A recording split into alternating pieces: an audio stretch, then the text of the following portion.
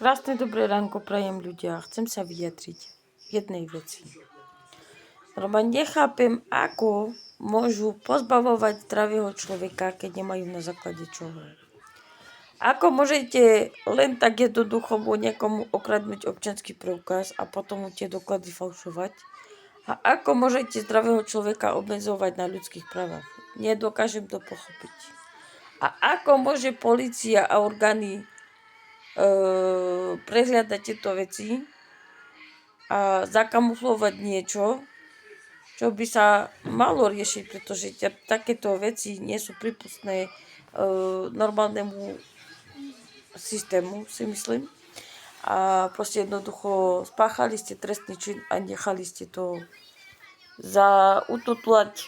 Proste jednoducho ste namazali maslo na chleba.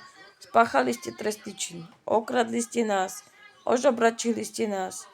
Sfalšovali ste mi všetky listiny, papiere, doklady, rodné listy, listy vlastníctva a tieto veci. Proste spáchali ste jeden veľký trestný čin a bola to jedna veľká fraška a jeden veľký obrovský podvod. Čiže nezaujíma ma, ako to dopadne, čo s tým bude, ako to bude, ale viem iba jedno. Že jedna vygumovaná krava, ktorá sa nevie vtrepať do kože, proste ľudská žiarlivosť, chamtivosť a závisť a ja neviem ešte čo, bola to čistá závisť. Mám to všetkého plné zuby, jednoducho ja za to nemôžem a takisto odkaz jednej vygumovanej piči, ktorá sa nevedela vtrepať do kože. Spáchala si trestný čin. Privlastňuješ si cudzí občiansky preukaz, cudzé doklady, cudzí dom, cudzé deti.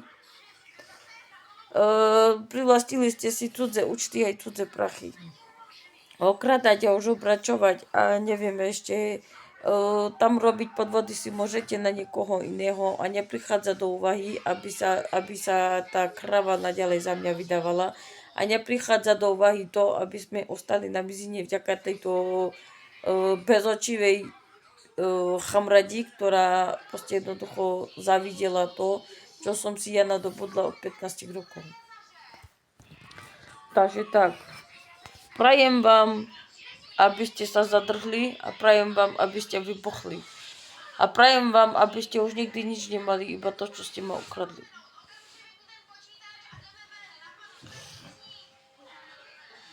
Pán Boh chodí pomaly, ale isto po nebi.